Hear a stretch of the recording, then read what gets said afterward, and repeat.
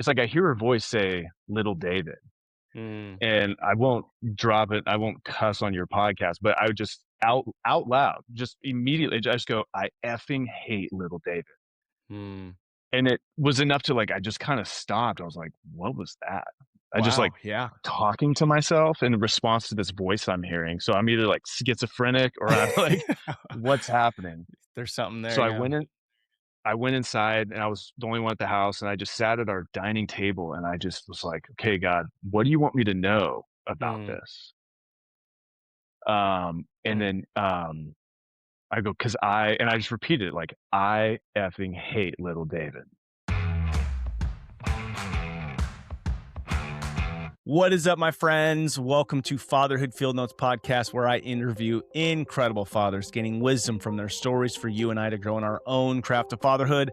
I am your guide, Ned Shout, father to 5 kiddos, currently ages 13 to 20 now, and husband to my rad wife, Sarah, working on our 21st year of marriage. So yes, I am in the thick of it with you, and I'm working daily to rebel against the low expectations set for us fathers and create a world where fathers know who they are as they show up for their families. You and I have the greatest opportunity to impact our world through the way we embrace our fatherhood role. The role of the fathers to serve, guide, steward this gift, protect, and of course, find joy and have fun in the messiness of it all, because it is messy. Today's guest is my friend, Dave Roning, and truly, my friends, incredible man, husband, father, leader in our community. We have an incredible conversation. I mean, I was lost in the conversation at times because so much of it was things that I personally needed to hear. And really, it all comes from this place of you and I are loved. And Dave was really able to share how he has worked through this and how he is working daily to help his kids, his family, have a sense of this being loved by a loving God. So enjoy meeting my friend, Dave. All right, Dave, welcome to Fatherhood Field Notes. How you feeling today? I'm feeling good. Thanks for having me. Yeah, dude, it's bright and early. You can still hear it in my voice. It's not really bright and early. I've been up since 5:30, but I still sound like it's early. It's 8:30 right now. Are you a morning person? I am, but as I get older, it takes me longer to get rolling and up to full speed though, for sure. Yeah. Yeah, we're both in Hawaii. Where are you from originally? Originally from just outside of Seattle, a little town called Woodinville, Washington, suburbs of Seattle. Yeah, so thinking about getting up in the morning, that's like one of the things that I don't miss is wintertime being freaking cold, getting out of bed. I love here. It's like, dude, board shorts 24/7, get out of bed, and it's easier to get out of bed for sure.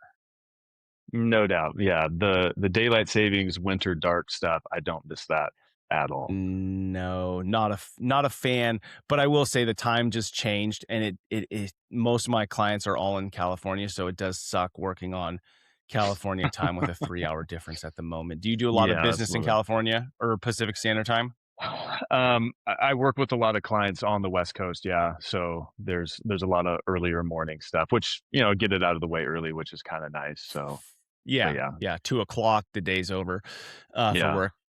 All right, how old do you find yourself today? I mean, chronologically 41. I'm 41 years old. I feel Let's older go. than that a little bit, but Feel older than that in what ways, physically or mentally? just physically, mentally, like we talk about, it's harder to wake up, a little bit more of a little bit, just when you're in the grind of life, it can feel a little taxing, but yeah. And is there anything you're doing on a regular basis to stay feeling young? Oh man, I love to exercise, so running's kind of become my new Mm. thing. I was into CrossFit for a few years and then have moved more into running. So yeah, I love being active. Conceptually, I love to get in the water and surf some. I don't do it as frequently as I'd like. Um, and just like I love going out and just playing with my kid, honestly, like playing or like cruising on like our little longboard skateboards and just Mhm. playing like that makes me feel young. Even if it's Mm. just 5 minutes cruising on a longboard, it kind of stokes something. So Mm. Yeah, that's interesting. Like, I love the version of me where I'm playful. Mhm. Um, it's hard for me to do at work. I'm trying to be better at it. But how often do you find yourself in like a playful mode with your family? Is it like daily? Is it weekly? Does it have to Mm. be calendared? Um, it's certainly not calendared. That could Nice. probably be an area of growth, but, just to make sure it happens more often, but I think anytime when we are not running like crazy, if we just build Mm. some margin, it usually tends to happen. So, Hmm. if we just take, say, a Sunday and just we're like, "Hey, we're just gonna it's a fam day." Mm-hmm. And once our teenagers stop grousing about it and they fall in line, then usually it's a little easier to just be playful. Like my Yeah. wife's very playful as well, so it's there's not a once we like the only roadblock is just like saying no to stuff and setting aside the time to like just Right.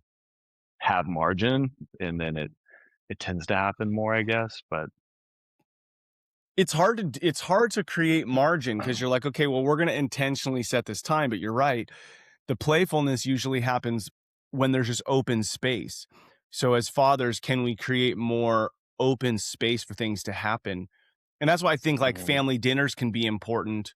They don't happen all the time with us just because sports and youth group and mhm, whatever. But like last night, it was it was it's my wife's birthday tomorrow, and so my mm, son's flying out today, and so I said, hey, tonight 7 o'clock we're all meeting from 7 to 8, and mhm. so there was some intentionality around we can't say no because it's for mom's birthday, right? Right. So they're not trying to bring their phones in or anything.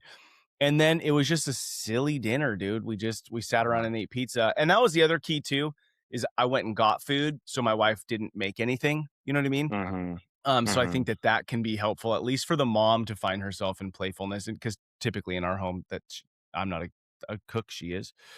Um, so yeah, I love the playfulness. It's something that I want to lean into more. And I like what you said. You said it kind of awakens a stoke in you. What Mm. do you mean by that? I mean, I I mean, just I'm sure you can relate. I mean, you as a business owner, as a dad, as a husband, as you have responsibilities and you got to Yeah. take care of stuff. And I'm a firstborn, so I tend to gravitate Mhm. pretty quickly to areas of responsibility and accountability. I Mm. got to take care of this. I got to take care of that. And at times, there've been many times over the course of my life where I feel like I've lost a sense of myself. Like, but for Mm. some reason, playing, it's like, oh yeah, no, like the real Dave is still in there somewhere Mhm. a little bit, Mhm. and it's yeah, it's just doing stuff like yeah, like playing wiffle ball or Mhm. playing messing around with my younger two boys at pine trees and just kind of messing around catching little waves and goofing around or yeah, just jumping on our we have a bunch my wife and I when we were in college we used to longboard together a lot. We went to Portland State and there's great longboarding. So we would me and our friends we would skate all the time at night. So it kind of like reminds me of like that Mm. pivotal really fun time of being in college, falling in love. That's when I started following Jesus. It kind of is like, Uh, oh yeah, like and it doesn't have to be anything crazy. I'm certainly not trying to bomb any hills or anything like that, but right. just cruising on some good pavements like, oh yes, okay. It's like, Sense of freedom. yeah, this is who, like I don't know, this is who you are. Don't forget Yeah. like um maybe not who you are, but anyway, it just kind of taps into um yeah, just kind of like a childlike maybe part of our my brain. Yeah. Yeah, I love that. Yeah, we are not supposed to all it's because I'm firstborn too, and like I could work 24/7 and be fine. Um, Mhm, but I do like I said the version of myself that's playful. So there's mhm, something there. Um, and it's like I think that's so my son and I are doing a little devotion this morning and it's on Moses and it's like the Israelites were slaves, and my son and I were talking how there's a lot of Americans who are slaves, right? It's like 24/7. It's just you're still mhm, living in that. So we were talking about what does God view as freedom? Like what's mm, freedom? And it's like trusting that it's just not all on our shoulders, right? Like yes, we got to get up, mm, yes, we got to serve the family, but we could also go longboard. Or, dude, like Mhm. my best moment with my son yesterday was, I don't even know how it happened, but I went into his room last night uh to ask him something, and I grabbed his arm, and he wouldn't let me hug him, and then we just wrestled for like 5 minutes, just wrestled, Yeah. um, Mhm. and it's just fun. Like I don't know Mhm. why we don't lean into that more. All right, Dave, Mhm. how many years have you been married? It was 18 in December. Heck yeah, dude. Yeah. And how many kiddos do you guys have? We have 4. And what's the youngest to the oldest? Our youngest is our son Ewan is 8. Then it's Hawken is 10. Our daughter Barrett is 13, and Matthias is our oldest. He's 15. Hmm. 4 kids, good fun ages, 18 years of Yeah. marriage, dude. Freaking winning, bro. If you were talking to a dude who is at his 8 years of marriage, so 10 years ago, little kids, different struggles, what would be the words of wisdom you'd give him to be like, all right, dude, this is what matters. You've got this Mm, to make it the next decade. mm. Probably the same stuff I used to get annoyed at hearing that just like, man, savor this. Yeah, um, yeah. I would say too, like this too shall pass. Like it's I don't know, just everything's just right here when you've Hmm. got littles, and but man, I look back and it's such a sweet time and Hmm. but it's hard, but I would also say too, just really what would I say? Just uh, be gracious too. Like be Mm, patient, be gracious, be kind to yourself, to your wife. I mean, you're figuring it out. yeah. And I just look back to the thing I regret from that time is how much pressure I felt to be a Hmm. certain type of dad or make sure I'm doing this. And it was very, very performative, um, well intentioned, but also just I think that I didn't I didn't savor as much as I wish I would Mm, have, or all the shoulds and oughts kind of a thing, and missed out on a fair bit of stuff that's actually really, really important because I was doing something like I should do this, I ought to do that.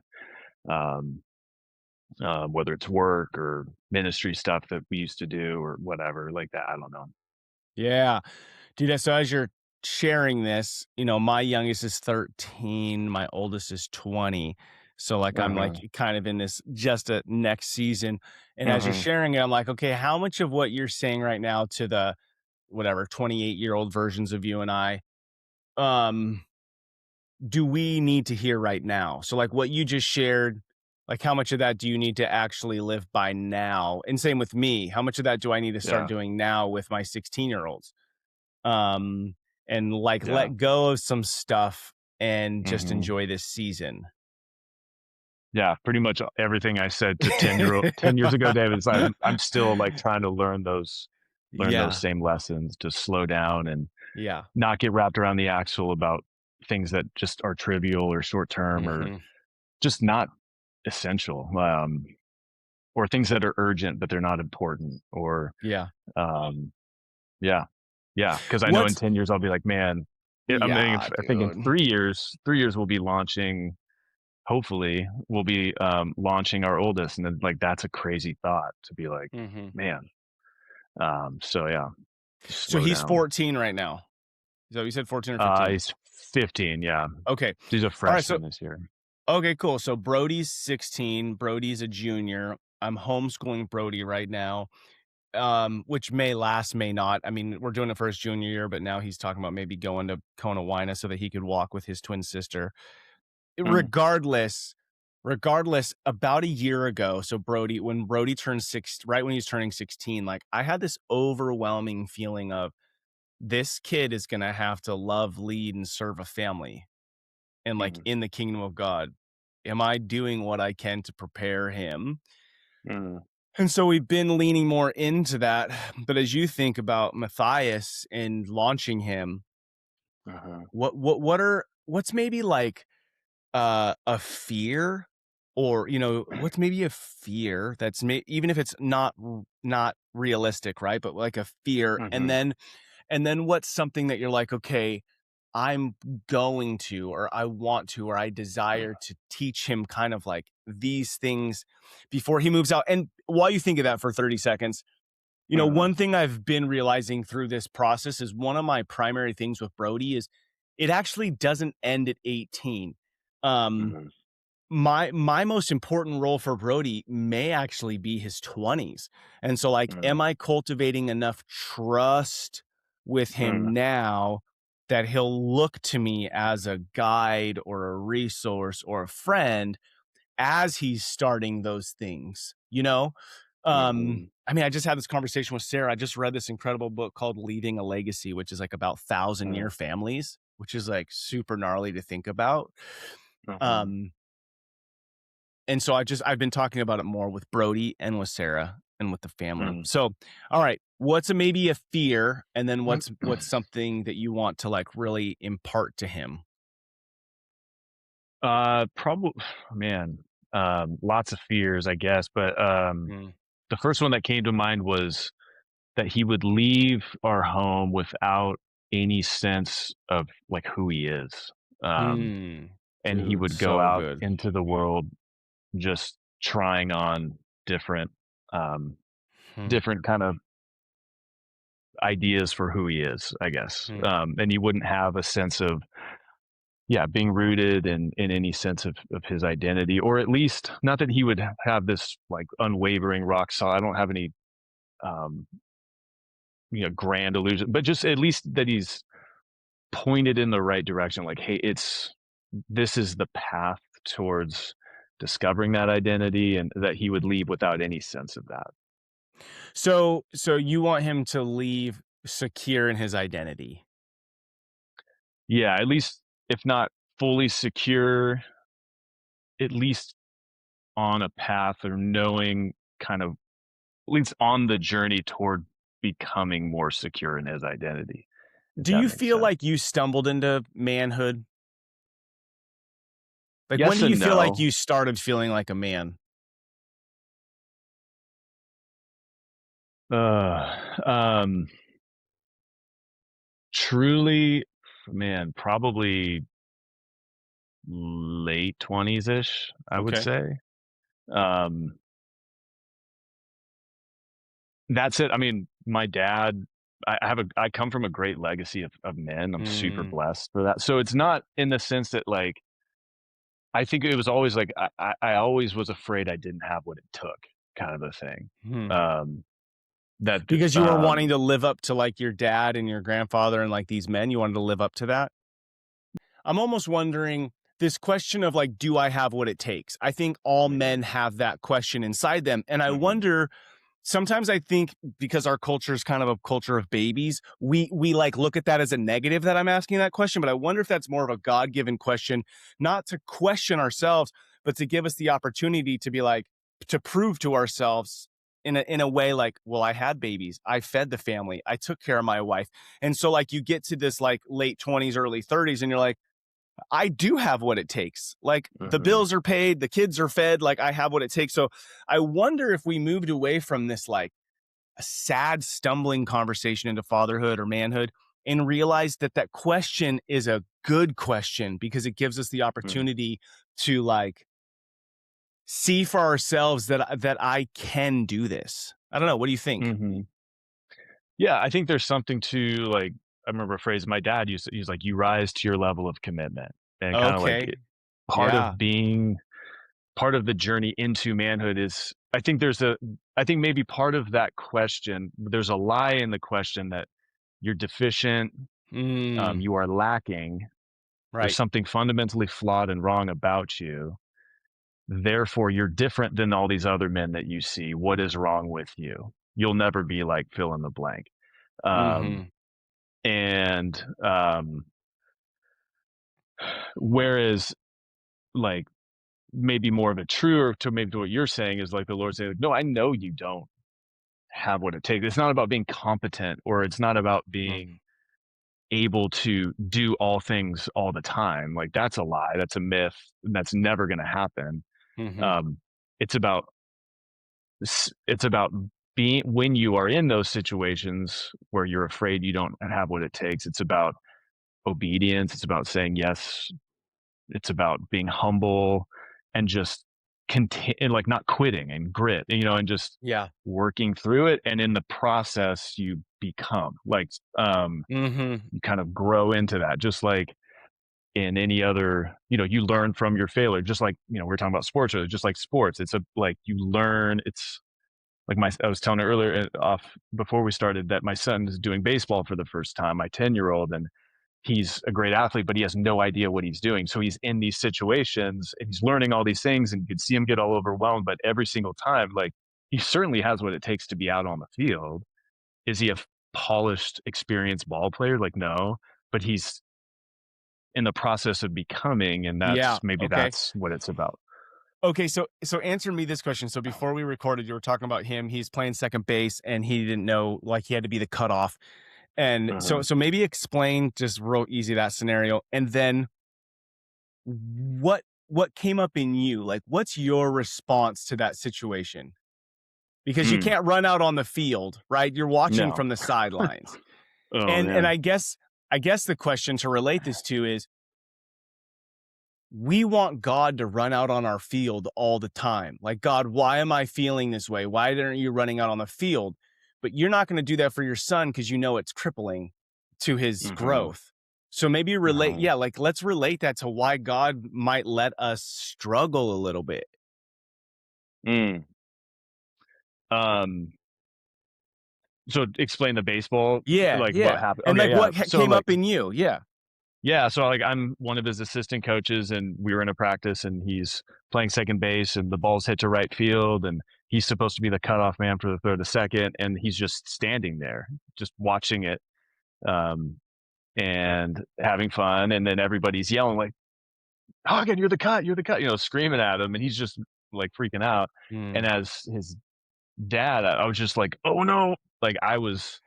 mm, I mean, honestly, the stuff that rose in me was a lot of maybe like low T trauma stuff from like my experience playing sports. Like, mm, oh no, he's gonna get clowned. He's gonna, mhm, people are gonna label him like he's not good or what, whatever. He's exposed. He's vulnerable. He doesn't mhm. know what to do. Yeah. And that sense of vulnerability for me was like, as a dad, it's like, no, I want to protect him from that, but he has to go through that. Like that's the only way Mhm. he's gonna learn. And I think at the end of the day too, it reveals like an untruth. I think that as a dad, the fear that has driven, it's what I see is a loving thing and a desire to protect, a desire to control environments, or a desire to, really, really control the inputs for my family as a dad, which Yeah. the inputs are super important. But underneath, there's a subtle fear of like, I can't let them be exposed and vulnerable. I can't, like I have to protect them and insulate them from that. Um, that's just rooted in my own fear and doesn't produce the results I want anyway. So Yeah. hope Yeah, that dude, helps. so yeah, no, so much going on there, right? It's like this realization of our own fears that we're bringing in, the realization that our family needs to go through things even though we want to protect them from them because of our own, like, Hmm. remembering back to a situation. It's so funny the things remember. I remember being in little league, dude, running backwards to catch a fly ball and just falling backwards on the grass. It's Hmm. like there's probably all these hundreds of amazing moments, and Hmm. then there's this moment where I felt like an idiot, and Hmm. that's what I remember. So it's kind of Yeah. unfortunate that we do that to ourselves without Hmm. realizing, like, those were learning moments that I don't run backwards that way, like turn Hmm. and run with the ball. Um, and then I like relating it back to this idea that struggling isn't necessarily bad. So Hmm. realizing that God's gonna let you and I, as a good dad, he's gonna allow us to struggle some so that Hmm. we can grow. Hmm. Um Okay, I'm gonna shift gears a little bit and we'll keep cruising. What do you do to feed the family and provide value out in the world? I work in real estate, so I'm a realtor here in Kona. And you done that for a long time? I've been in housing financial services since '09. I was a mortgage lender for a number of years, I think like 11 years or so. And then 2021, I pivoted to the realtor side of things. So, and before that, I was a carpenter, and so kind of housing in one way, shape, or form Got it. my whole adult life. Okay. Cool, man. And then when did you embrace fatherhood? So, you have a 15-year-old. Some Mm. men, they embrace fatherhood. It's like you're going to be a dad and you're psyched and ready to go and you feel confident. Then there's other dads who it's like, my kid's 3, 4, 5 years old and I really realized that, hey, this thing matters. So for you, when did the realization that fatherhood mattered kind of like become real? Yeah, no, it for me it was before we even had kids. It was something Hmm. I knew I wanted. And we had a couple miscarriages before we had Matthias that were like we weren't planning to start a family yet, and then my wife miscarried, and we went through that, and that really the grief that kind of Hmm. came from that was definitely even further cemented. Like I want this. I want to have a Hmm. family. I even remember when I was snowboarding is like my favorite thing in the world. And when I was like 14 or 15, I remember being ready to get on a chairlift, and there was a dad in front of me with his little like 4-year old Grom, and he That's picked him up rad. to set him on the chairlift. And I have this vivid memory of being like, I can't wait to do that. That's gonna be Hmm. so fun. And now I live in Hawaii and I never get to do that, um, but metaphorically, I get to do that, I guess. But yeah, so for me, it was kind of early on, like right away. I was Hmm. stoked to be a dad and wanted that. Dude, I love that memory of being 15.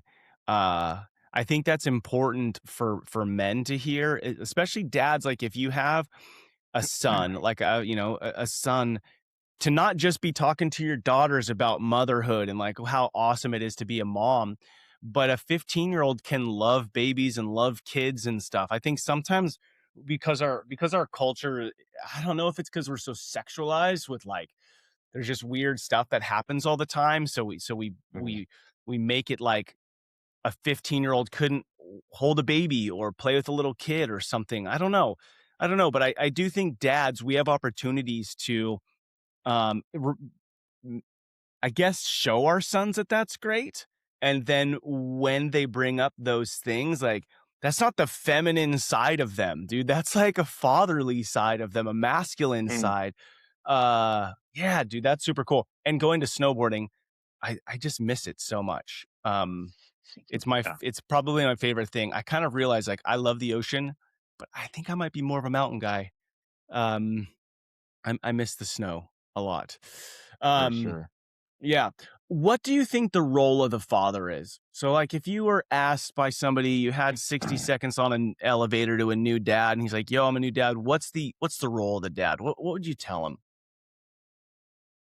Oh man, I was that's a there's so many different hats that we wear Hmm. and responsibilities that we have. But I think everything flows to me from it's simply just to love our kids. Because Hmm. I think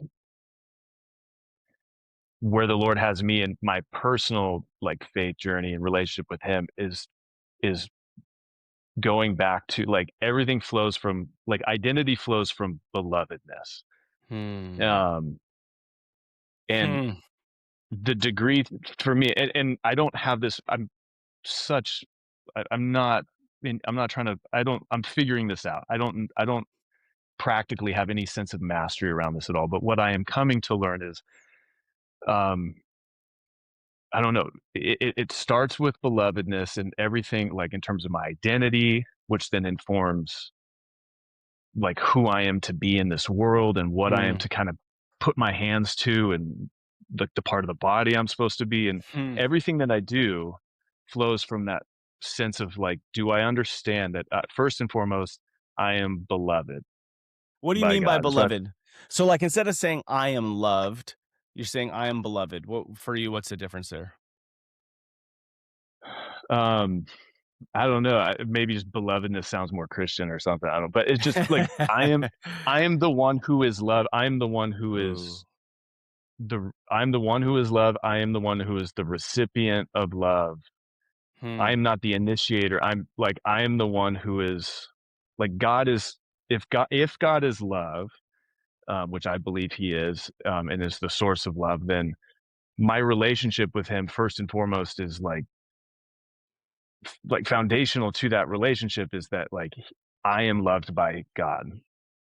Um, and when I Mhm. move away from that, that's when I get into all of the performative kind of Mm. like conditional based, like when I do this, I am loved. Mm. When I Yeah. do this, I am whatever.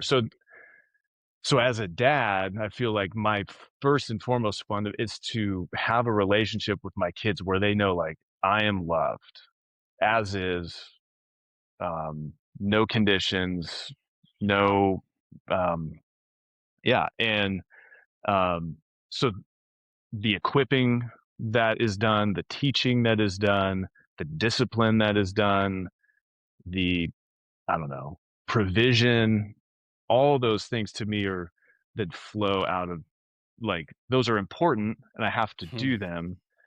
Yeah. But and the hard part is like when I'm operating, if I am operating in fear, I'm really not able to create that kind of environment for my family. Mhm. Because if I'm afraid, if I stray away from that sense of like belovedness, or if I'm afraid that I don't have what it takes, or if I'm afraid that there's something wrong with me, or if I'm afraid that I'm not accepted, or whatever it is, we all have our I have my traumas, my hurts, my woundedness, my the lies I believe, all the things that we all have.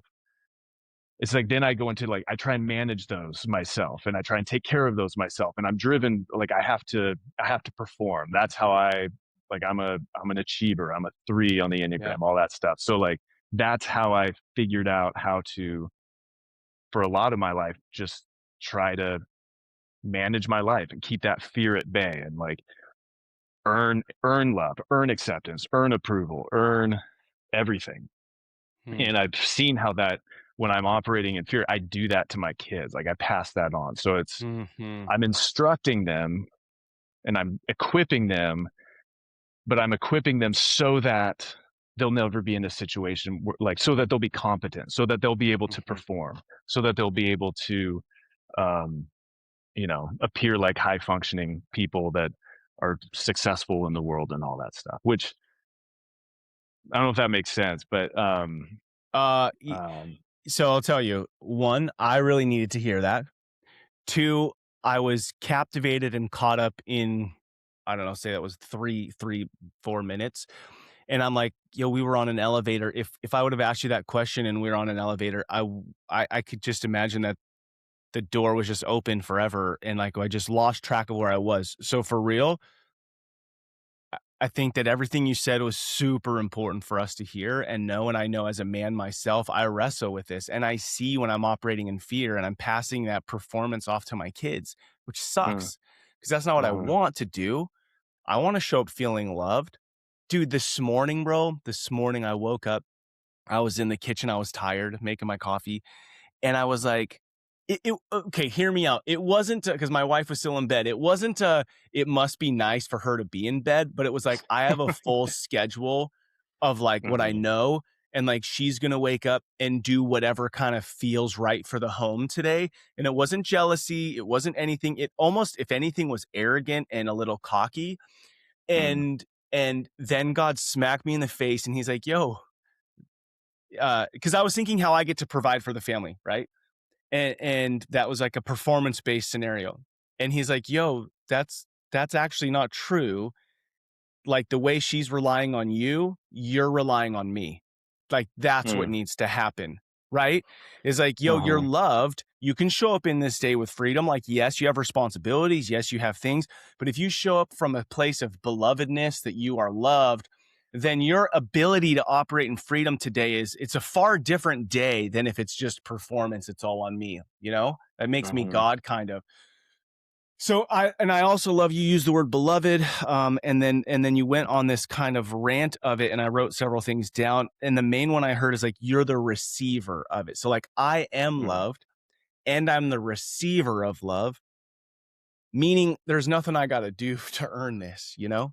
mhm, Uh, So why do we, this is the question I was kind of wrestling with as you're sharing this. It's like, how do we, as not perfect humans, obviously, how do Mhm. we show our children that this is true? Because I think that's like a huge Mm. responsibility you and I have, is to show them who God is. But Mhm. if I'm operating in fear, putting fear in them, making them performance based, they're going to think that's what God wants from them. So how do we Mhm. show them unconditional love? How do we do that for our Mm. kids? Man, I don't think we can, Mm, but I think we can be humble mm. and own when we don't, maybe. Yeah. I mean, just modeling humility of like, I don't know everything. Yeah. My word is not law. I am fallible. And I think our generation, especially, like, it's like dad's way is like dad's word is law. That's kind of how, and Hmm. my dad wasn't a tyrant by any stretch, but it was just like, later in my dad's life, I've watched him like repent. I've watched Mm, him. We've had some amazing conversations and healing conversations where he's come to me and like, but growing up, I don't really remember that happening. mm. Not because he's some tyrant, but I just don't think that was like a normalized Right. thing, Right. you know? Um, but I think too, the whole like you can't give away that which you don't possess. So uh if I'm not creating space and prioritizing and just making myself available to God, to listen to him, to be still before him so that I can like rest in my belovedness with him, I'm Hmm. certainly not going to be able to model that or teach my kids that, um, in a way that's authentic Yeah. or, effective. Hmm. At best, like, and I've done this for so many years where it's like I'll teach them a more performance based way of understanding God, which they're good Mm. things. Reading your Bible is a good thing, Right. Right. and journaling is a good thing, and praying is a good thing. Like those are all good things. But if I do it, I don't know. I'm kind of It's going on. no, no. So I'm kind of wrestling with these same things because I'm like, yo, if you want to get something done, let's just make a plan and get it done. Right. Yeah. And also, this thing hit me recently, and so I've been talking about it with the family, is relationship isn't a formula, unfortunately. Hmm. And so, like, but it's both, right? It's like, yeah, if I read my Bible daily and pray daily, it cultivates a relationship. Just like if, with my wife, if I'm talking to her daily and connecting with her daily, then that cultivates a relationship. If I tell her, Hmm. yo, we can only talk from 8 to 8:15 every day, then we're probably not Hmm. gonna have that good of a relationship. So it's Right. interesting, finding that wrestle of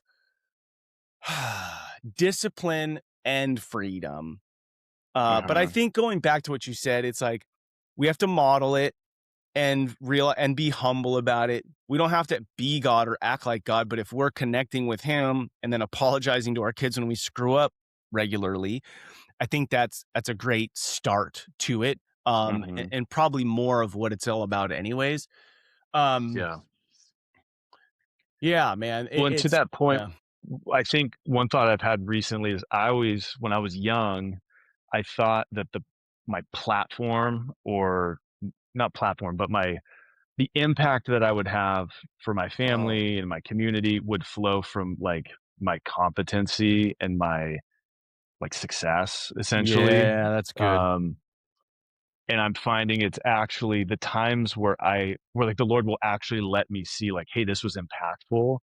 Um, to someone else, it's usually from like some failure or some Mm, vulnerability. It's something that I mm, would on my own not want to share or despise. And it's not necessarily some big like, oh, I, whatever. So, I mean, there's been times where it's like this failure has been impactful because I'm being vulnerable or whatever. But often it's just, um, yeah, it's kind of like that. Oh, maybe that's what it talks about when, it's in my weakness that I'm strong. And mhm. I think maybe there's a gift in that kind of maybe keeps us from arrogance and pride, and Yeah. to say like, no, it's actually in your weakness and in your vulnerability. And when you share that, when you bring that authentic self to like your family, that's when I'm going to use it. It's not when Mm. you can point to a resume and say like, oh, these are all this is why you need to listen to me. And these are all my victories. Therefore, now I have authority to speak into your life and have impact. I don't know. That's just kind of an aside. Yeah, no, 'cause when you said it, it brought me back to when you first said, "I am loved." Um, it just had this authority in it where I think as men, and as humans, a lot of times it's like, I am Ned, I am a business owner, I am a father, I am a husband. I have all these words that make me feel secure in my identity. And there's a level of competence to 20 years of marriage, to 4 or 5 kids, to Hmm. owning my house, whatever. There's all these pieces of Hmm. competence that I'm striving for. But from the beginning thing you said is like all of our identity actually just starts with I am loved. Like all that other stuff, it's not that it's not important. It is important, but they should be happening as a result or as a like after I'm living from the I am Hmm. loved, right? Yeah. Hmm. And I'm maybe that's why, like when we are in our Bible daily or praying daily, the point isn't to check it off a list so that I'm doing the right disciplines as a Christian. It's to bring me back to the place of like, oh my goodness, I'm loved. Mm. Like I'm Mm. loved. Cool, dude. Let's go. This is a great day. Let's go operate out of being loved versus Mhm. all these other pieces. Like if I start with father or I start with husband, just or business, I'm putting pressure on myself from the get-go of like, you better do Mhm. this right. And Mhm. I live a lot of my days like that. Like I don't want to look stupid. I don't want to mess up. Mhm. Mhm. But Same. but but like you said, Yeah. when I am okay with messing up and I can laugh it off versus overcompensating, I like sure enjoy my day a lot more. And I'm more relatable to people because I'm not striving for perfection. And that's what you're talking about, the Mhm. vulnerability and the humility. Oh, dude, if we could just do that every day. Yeah, yeah, by no means am I, yeah, but I'm grateful for at least to kind of be pointed on that path to Yeah. like it feels like that's moving toward what is really life, I guess, maybe. Yeah. Okay. So that leads me, I always ask, hey, what are a couple touch points that definitely want to bring up? And one of the things was you said that you have this conversation with Jesus, and I like to hear about that. And it was the two things that came from that really stuck out to me were this like trying to move away more from self protection and self promotion. It's funny you use those words because I just literally wrote out a new morning prayer that Mm. includes that. Like, I don't want to self promote and I don't want to self protect. So those words really stuck Mm. out to me. So, what do those mean to you and how are you moving away from that? Yeah. Well, first off, I stole those from a guy named Jamie Winship, who's a teacher I listened to a lot. Bro, that's probably where it came from. Is this Living Living Fearless book? Fearless. Oh, dude, Yes. that's Yeah, where yeah, I yeah. got it. So good. I was like, where did this come from? Um, Okay, Living Fearless, yeah, pretty bomb book. yeah, yeah. He's been a hugely influential person for me for the last like 7 or 8 years. Nice. Um, and so yeah, that's just stole that language. But What is up, my dudes? Forgive me for interrupting you, but if you have a son, you will want to hear this. As you know, I have been involved with Rise Up Kings the last 5, almost 6 years. Incredibly impacted my life in massive ways in faith, family, fitness, and finance. And this past year, they launched the Genesis program, a 3-day rite of passage for young men ages 13 to 17, where a father can attend and be a part of this process. Truly incredible. And I have an incredible honor, privilege of after the 3-day event, there's a 6-month mastermind every other week for the fathers, every other week for the sons, and I am leading, coaching that. And this last week, I met with the sons on the call, and I mean, they are leading with prayer, they are leading devotion, they are working to respect their mothers and build relationships with their siblings and have a respectful, honoring, growing relationship with their fathers. Something each one of us, I mean, I have a 16-year-old right now, and this is incredibly important as you and I are kings. in our kingdoms and in God's kingdom, wanting to ensure that life and family values lives well beyond our time here on this earth. So go register. They are going to do a program once a month. I believe these are going to fill up incredibly fast. The cost is very fair. Please go register, sign up, check this out. It will be something that you will look back on as a linchpin moment in your relationship with your son and in his relationship with himself, with you, and with God. You can go to www.riseupkings.com/FFN for Fatherhood Field Notes. Much love, my dudes. Thanks. Yeah, so it was about a year and a half-ish ago. I was, so I was 40, 39, whatever. And I just remember I was really stressed. There's some really, really hairy deals I was working on, very stressed, wasn't sleeping good. And I was late to something. I was leaving my house and I forgot something. So I had to go back upstairs. And backstory, when I was little, there's like a billion Davids in my family. And Yeah. so my great grandma used to call me Little David growing up. And I hated it because it just felt really patronizing. So I hated being called. So then I started going by Dave when I was like in like whatever junior high, because Dave was like just You're like, felt David felt I'm Dave. As a 12-year yeah, old, you're like, Dave, I'm which Dave. exactly, which now Dave's like the new Bob. It's like the most ubiquitous thing ever. But yeah, so like and so anyway, I'm going up and I hear my grandma's voice, which is weird. Like she's been dead for so long. And I hear her voice say Little David. And I won't drop it, I won't cuss on your podcast, but I would just out loud, just immediately just go, I effing hate Little David. And it was enough to like, I just kind of stopped. I was like, what was that? I just like Wow. Yeah. talking to myself in response to this voice I'm hearing. So I'm either like schizophrenic or I'm like, what's happening? There's something there. So Yeah. I went inside and I was the only one at the house, and I just sat at our dining table and I just was like, okay, God, what do you want me to know about this?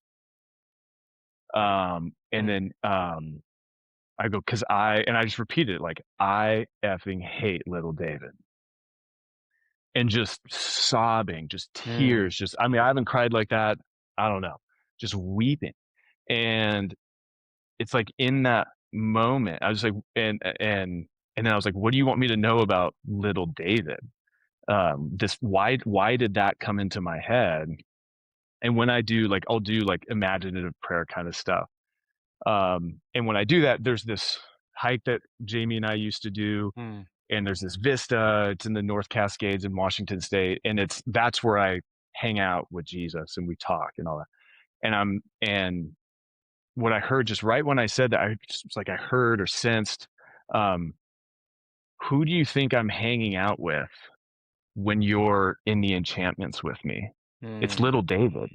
That's who I'm with. And it's like in this moment, it's like he showed me like all the things that I've done my whole life to to build a life to never feel like that little kid, that because that little David, he's just a little kid. He doesn't know what to do. He's not super brave. He's just a little kid. Like picture, if you have a son, picture your little son. Um, he's curious. Just wants to be friends. He's just an innocent little kid. But I despise little David because he doesn't know what to do. He gets afraid. He gets overwhelmed. He doesn't have all these skills. He doesn't know how to build a house. He doesn't know how to field dress an elk. He doesn't know how to fly fish. He doesn't know, like, he's not a good athlete, whatever. And it's like in a moment, I saw all the ways through sports, through my career, through ministry stuff, through it's like all the ways that I had tried to build a life to never feel that way. So that's why I gravitated towards certain things. That's why I avoided certain things. And, so it's almost like the Lord, just this invitation to like, no, that little David guy, like that's the real you, that vulnerable, tenderhearted, just recipient of my love, that beloved kid. Like that's who I made. Go bring that to the world. Be a dad that like, be tender like that with your kids. Be curious about that. Be like, love people that way. like without pretense. And you're just, like a little kid. They just love people. They just go around and kind of almost in it again in that spirit of like when Jesus is like, unless you come like one of these little kids, like you're kind of out of luck or how, obviously my paraphrase, but that's how he actually wants us to come to him. It's not in my resume, my skills, my Mhm. competencies. It's as a little child. And I still have to protect and to provide and all that. But it's like, so I think about that a lot. It's kind of like, just like, what, okay, like talk to little David. Like, how would little David step into this situation with his son playing baseball for the Yeah. first time? Uh-huh. Because the false Dave is Mhm. like, we need to do extra work every day after practice. We're going to get up early. We're going to teach you this. And because I'm never going to let you be in a position where you're vulnerable and you don't know what to do. Because if Mm. you're vulnerable and don't know what to do, you're open to ridicule, rejection. You're not going to be accepted by your teammates. Can't let that happen. So we got to make sure that you're protected from that. So let's work hard at it. Now I still want to work with my son so he gets better, but like the spirit in which Yeah, the I'm motivation, coming the to that reasoning, yeah, behind it. makes all the difference in the world. Yeah. Um, and so that's Ah, yeah. dude, uh, this is so good. I want guys, because I think as guys are hearing what you just said, there's like a massive sense of freedom, and I get it, right? You're on a journey, don't have it figured out. This is like but there's still like another level of freedom that you're experiencing in this. And so my first question would be this, because I'm hearing more of this, and I actually do this, I sit with the Lord once a week where it's like an hour of intentional, like almost like I'm sitting next to an empty chair, imagining myself kind Mm, of like having conversation with him. So you said this imaginative prayer. You go to this place. Sarah and I were actually at a workshop, marriage workshop last week, and we actually went through this, like imagining yourself with the Lord in a place, right? mm. So my question to you would be, if someone hears you say that, and it's like you're not a kook, you're a normal dude, where would you tell them to, like, okay, what's a book or a podcast or something that has unlocked some of that for you that they can maybe go explore themselves? That Living Fearless book for Yeah. sure. And Jamie and Donna Winship's teaching has been really helpful. Uh, I have a mentor by the name of JD who runs an organization called Rewire. And I did a course with them that called The Human Condition, which is one of Mhm. the most transformative things I've ever done. Just kind of breaking down the kind of more in depth, like how we build these systems for managing our pain and brokenness and wounds and all that, that Mhm. kind of create these false identities. And so that's been a massive resource to me. Counseling. I mean, my Mhm. wife and I have done marriage counseling a couple of times through the course of our marriage, and I've done some individual counseling just to kind of like we need guides. I think too. Yeah. It's like it's not. I was so resistant. Maybe that's what I'd say to 10 years ago, Dave. Like, dude, go to counseling. Like, you need a Mhm. guide because you don't know what to do, and it's okay. You're not supposed to know what to do as a new dad. Like, you've never done it before. Why would you Yeah. expect to know what to do? Like, Yeah. and unlocking those deep things, like or Proverbs, like the heart of a man is deep water. I've thought about that a lot. Where it's like we don't know why we do what we do half the time. Um, so that's been huge for me. And then just being in community when I'm isolated, that's never good. But that's my Mm. bent. That's my tendency. Especially if I'm in a situation where I don't know what to do. The last thing I want to be like if I'm in a situation where work is overwhelming or finances are tight or I'm dealing with someone with a kid, my instinct is to retreat, figure it out on my own, come up with a solution, work the plan so that I can then come back into relationship with people and tell them how I fixed the problem versus letting people in right now to where I'm really at and walking through that in community and um because to admit that I don't know what to do in a situation is I hate Ah, feeling that way. yeah. Dude, I don't want to oversimplify this, so I want to go two paths real quick. On one path, I want guys to hear like you didn't go do like a ayahuasca ceremony to find yourself or go on some gnarly mushroom trip. No, You no. you heard something that caused you heard your grandmother's voice, which caused something inside you to go like so like uh, my body responded with a what the f, or I don't love that little David. But what you did was you went and sat with the Lord and you said, God, what do you want me to know about this? So guys, I really want you to hear the simple reality that you could go sit and pause and be like God's going to be a good dad. Like if your kid comes to you with a question, you're not going to tell him, sorry bud, go figure out this out on your own in most situations, right? You're going to walk with them just like God did with Dave. So simple. And you've leaned in the last 20 years to counseling personally, counseling with your wife, having a mentor, moving away from isolation. So it's both, right? It's the simple reality that we can go talk to God, and it takes work to grow as humans. Courses you've been in. So I just think as men, it's so important we do this. It's so important for our marriages, for our wives, for our kids, for our grandkids, for hopefully one day our great grandkids.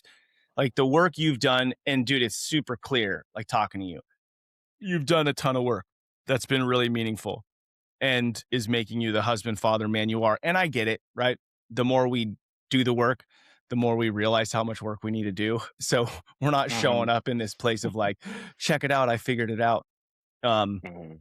but at the same time, you also got to go, dude, you've come a long way. Like you've done a lot of work to be a really incredible understanding of who God made you to be, dude. And that's powerful for sure. I appreciate that, and I will say too, I mean, it's been cool to see some of the fruit of that, where going through harder things, where I still have my instinct to go back to what seems right, um, but then there will at least be this kinda check of like, "Well, hold on though," like, um, and I don't know, again, not that I've, like, mastered it, but just to see the fruit, having been on the journey for a little bit longer and stuff, to just kinda like, okay, like, no, it is when Paul talks about how we're transformed from one degree of glory to the next and stuff. Mm, And it's just like in the moment feels imperceptible, but then to look back and be like, oh man, if we were going through this 5 years ago, I would be self medicating and isolated and doing it this way. mm. Um, I'm not mastering it, but I'm grateful that I'm not there anymore. Yeah. If the, What moved you from that? What moved you from that self-medicating isolation? I think just kind of this journey of like grow discovering just kind of that being exposed to this idea of like belovedness and Mm, identity and stuff. It's like it just I mean I grew up going to church, and this idea of like belovedness was something that never clicked in until I was in my like late 30s, mid to mm. late 30s. Um, and I mean I think that starts with that, Yeah. Yeah. because I would self medicate because I'm afraid, I'm Mm, overwhelmed, I'm afraid, and I just need a break from this constant weight and mm. pressure that's on me. I wonder to what level. So, like, I've been reading some about Abraham, and there were moments where he's afraid and he talks to God Mhm, about being afraid. I wonder mhm. if, as men, sometimes in our fear, too much of the time, this has to be true. Uh, because I'm saying it, I don't know. That we move towards wanting to be competent, right? Like I I'm gonna learn baseball better so that I never feel this way again. And the reality is having a fear isn't necessarily bad, but bringing it to God versus trying to solve it ourselves. Totally.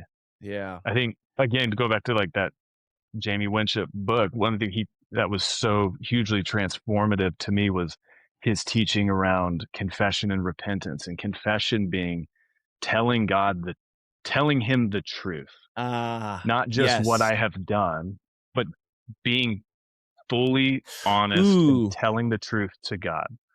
Like, this is wow. what I Yeah. believe about you. This is what I Yeah. believe about myself. This is what I believe about others. This is what I believe about your world.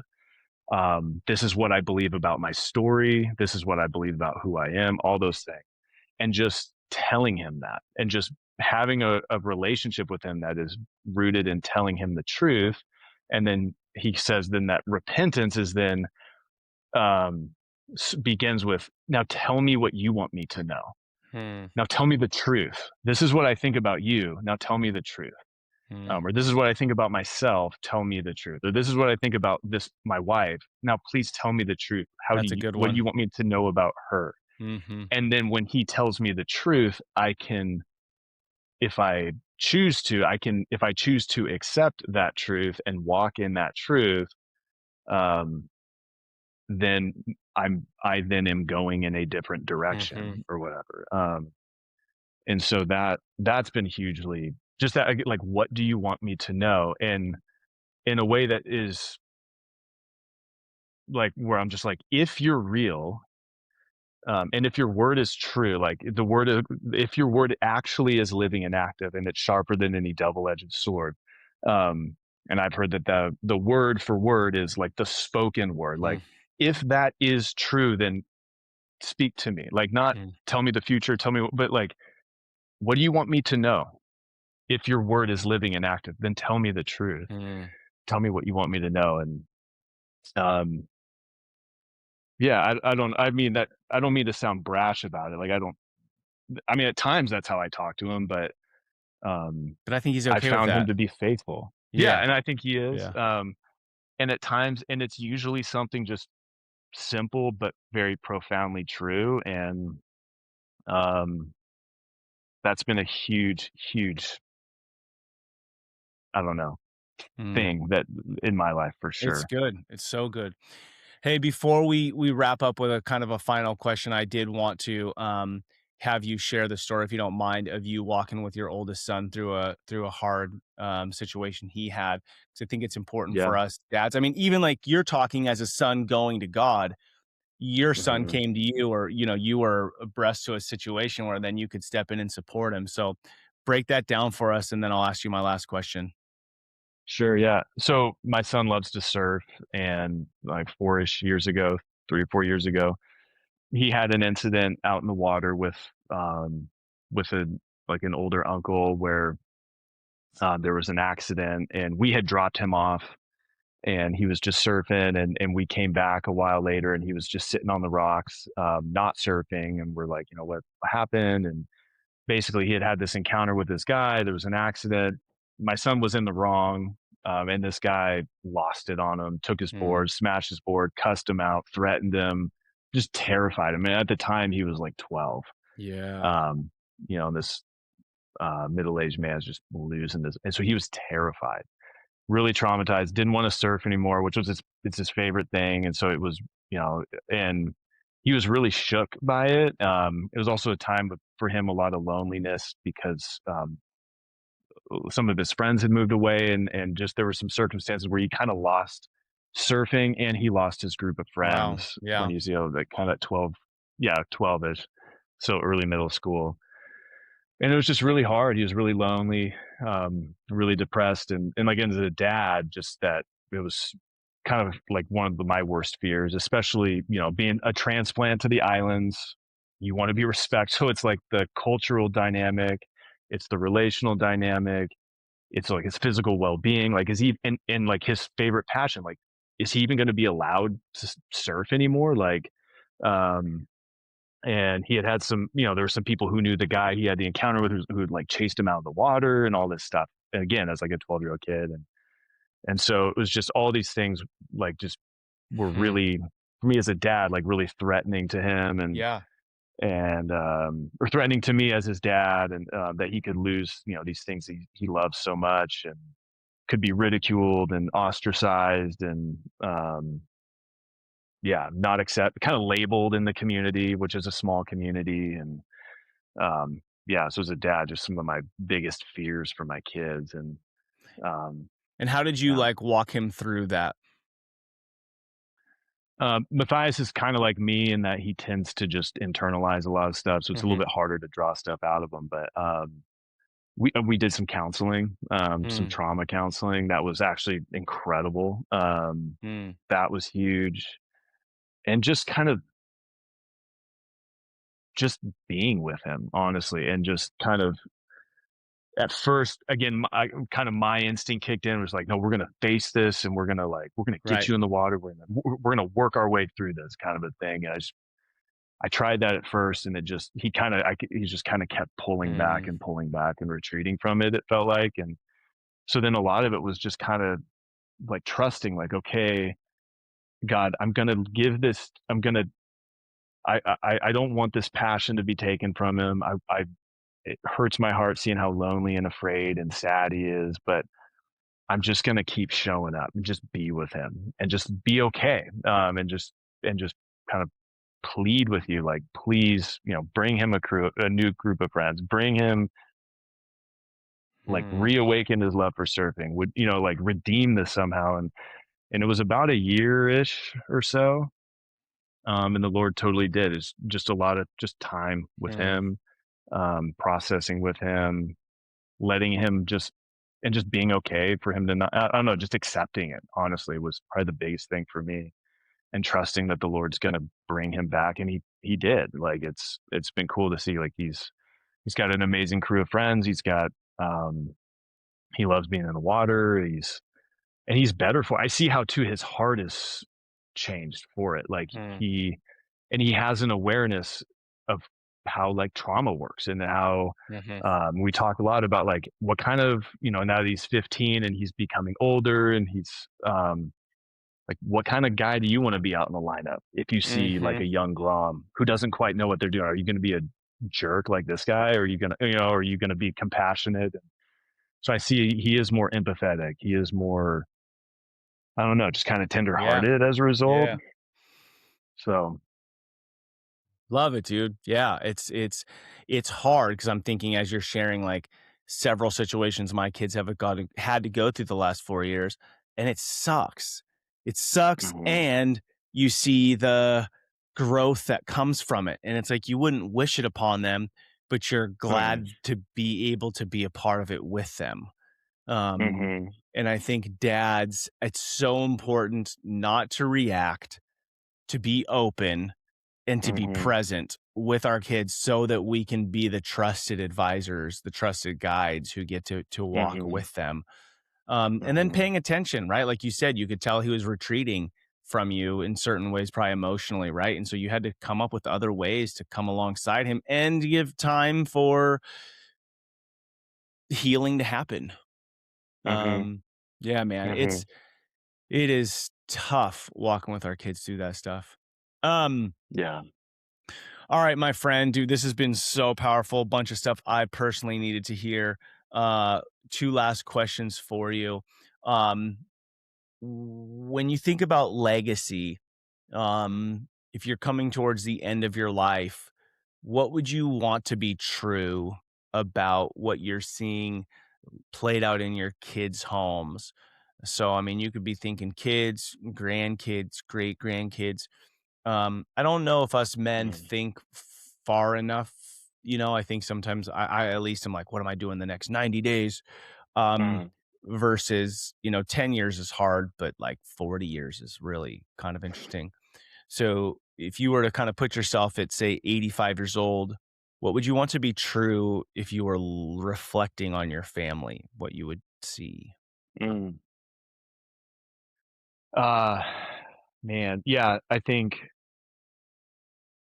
kids who have launched into the world with, yeah, we talked about earlier, just that strong, rooted in their sense of their true identity, like who the Lord actually made them to be, and living into that wholehearted and abundantly, whatever that looks like, with that foundation of just they know they're loved. That, like, they Hmm. would have that foundation of belovedness, and that they would be teaching that to their kids, Yeah.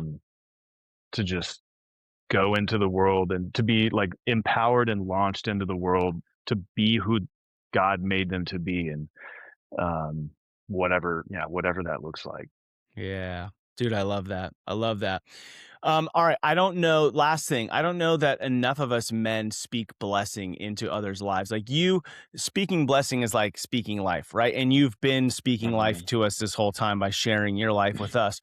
But if you were to intentionally say, hey, there's a guy on a run at the gym, driving in his car, mowing his lawn, and he's listening to this podcast right now, what would you say to him specifically? Like if you were almost saying a prayer over him, you're like, Mm, here's the blessing that I'm passing mhm. from me to you. What would you say to him? Yeah. I would just say, man, like, first and foremost, like, you are deeply, deeply, deeply loved. Mm, Rest in that. mm, Explore that. mm. Dude, those two words, rest in that. So find peace in that and explore it. Go walk with that. Go wrestle with that reality Mhm, that you are loved exactly as you are. Exactly as you are.